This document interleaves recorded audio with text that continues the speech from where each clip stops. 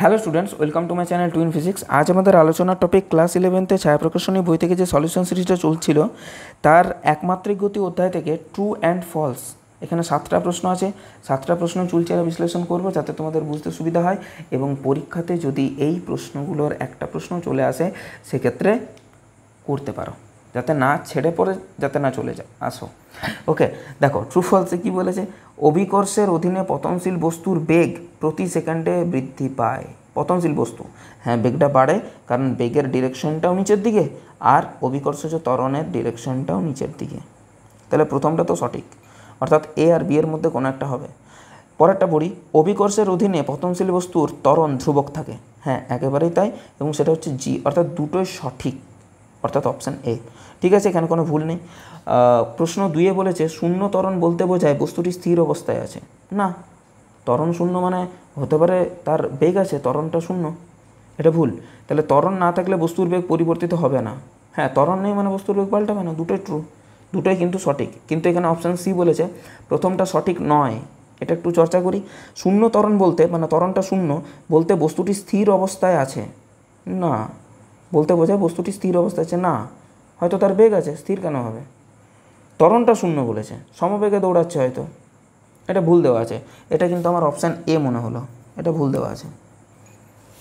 Next দেখো এখানে 3 নম্বরটাতে, দেখো এইখানটাতে 3 নম্বরটাতে প্রশ্ন বলেছে একমাত্রিক গতিতে চলা বস্তুর বেগ ও ত্বরণ বিপরীত দিকেও হতে পারে। হ্যাঁ পারে, বিপরীত অভিমুখে ত্বরণ বস্তুর গতি কমাতে পারে। হ্যাঁ ঠিক, দুটোই সঠিক, আমার এ মনে হচ্ছে। হ্যাঁ এই করা আছে, কিন্তু কোনো প্রবলেম নেই। 4 নম্বর প্রশ্ন, কোনো বস্তুর বেগ শূন্য হলে তার ত্বরণও শূন্য হবে। না না না, সর্বোচ্চ উচ্চতায় যখন পৌঁছে কোনো বস্তু তখন তার বেগ শূন্য হয় কিন্তু ত্বরণ শূন্য হয় না। তাহলে প্রথমটা সঠিক নয়, তাহলে সি আর ডি এর মধ্যে একটা কিছু সঠিক হবে। নেক্সটটা বলেছে স্থির বস্তুর ত্বরণ থাকতে পারে না।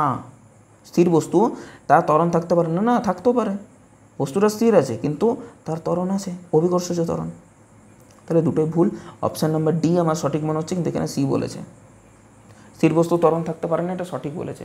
একটা স্থির বস্তু তার মানে তার বেগটা শূন্য। তুমি নিজেই বলো না, একটা স্থির বস্তু সর্বোচ্চ উচ্চতায় উঠে পড়া তো বস্তুটা স্থিরই হয়ে যায়, স্থিরই তো হয়, কিন্তু গল্পটা হচ্ছে তার তো ত্বরণ থাকে না। তাহলে একটি স্থির বস্তু ত্বরণ থাকে না বলাটা কি ঠিক? ঠিক নয়। এটা আমার অপশান ডি বলে মনে হলো, এই 4 নম্বরেরটা। নেক্সট, একমাত্রিক গতিতে চলা বস্তুর বেগ ও ত্বরণ একই দিকে হতে হবে বলেছে। না, সেটা না, বিপরীত দিকেও হতে পারে। 3 নম্বরের প্রশ্নটাই তার প্রমাণ। তাহলে প্রথমটা ভুল হয়ে গেল, পরেরটা ত্বরণ এবং বেগ বিপরীত দিকেও হতে পারে। হ্যাঁ সঠিক, তাহলে সঠিক নয় সঠিক, অপশান সি, এটা ঠিক আছে, কোনো প্রবলেম নেই। তারপরে বলেছে গতির শুরুর মুহূর্তে কোনো বস্তুর ত্বরণ থাকতে পারে তবে বেগ শূন্য হতে পারে। ত্বরণ থাকতে পারে তবে বেগ শূন্য হতে পারে, হতে পারে বলেছে, ত্বরণ থাকতে পারে, বেগ শূন্য হতে পারে, হ্যাঁ পারে, সঠিক। ত্বরণ হলো বেগ পরিবর্তনের হার, দুটোই সঠিক, অপশান এ, এটা ঠিক আছে। অভিকর্ষের অধীনে পতনশীল বস্তুর ত্বরণ কেবলমাত্র নিচের দিকে থাকে। হ্যাঁ অবশ্যই, অভিকর্ষের অধীনে পতনশীল বস্তুর বেগ পরিবর্তিত হয় না।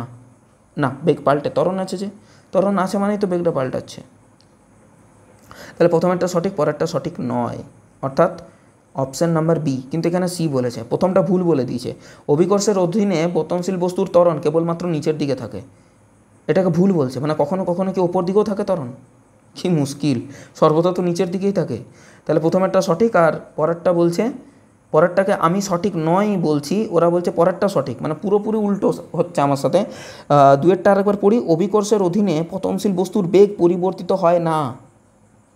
না, বেগ তো পাল্টে, যা বাবা, হ্যাঁ বেগ তো পাল্টে, ত্বরণ আছে ওই বরাবর, বেগ তো পাল্টে, বেগ তো বাড়ে, একটু আগে দেখলে তোমরা, কি মুশকিল। তাহলে প্রথমেরটা সঠিক, পরেরটা সঠিক নয়, অপশান নাম্বার বি, এটা আমার সঠিক মনে হলো। এখানে 3টে কিন্তু কোশ্চেন আমার ভুল বলে মনে হলো, 2, 4 আর 7 এইগুলো কিন্তু ভুল বলে মনে হলো। যাই হোক, এখানে আমাদের শেষ হলো আমাদের 7টা ট্রু অ্যান্ড ফলস চর্চা। পরের ভিডিওতে আলোচনা করব ডায়াগ্রাম বা চার্ট বেস কোশ্চেন, এবং তারপরের ভিডিওতে আলোচনা করব কেস বেস কোশ্চেন, এইভাবে হবে। যাই হোক, এতদূর পর্যন্ত আজকের ভিডিও ছিল, আশা করি তোমাদের বুঝতে সুবিধা হয়েছে। আর যদি কোথাও কোনো সমস্যা থাকে তাহলে অবশ্যই কমেন্ট সেকশনে কমেন্ট করবে, আমি অবশ্যই উত্তর দেবো। দেখা হবে নেক্সট ভিডিওতে। Till then take care, tata, by.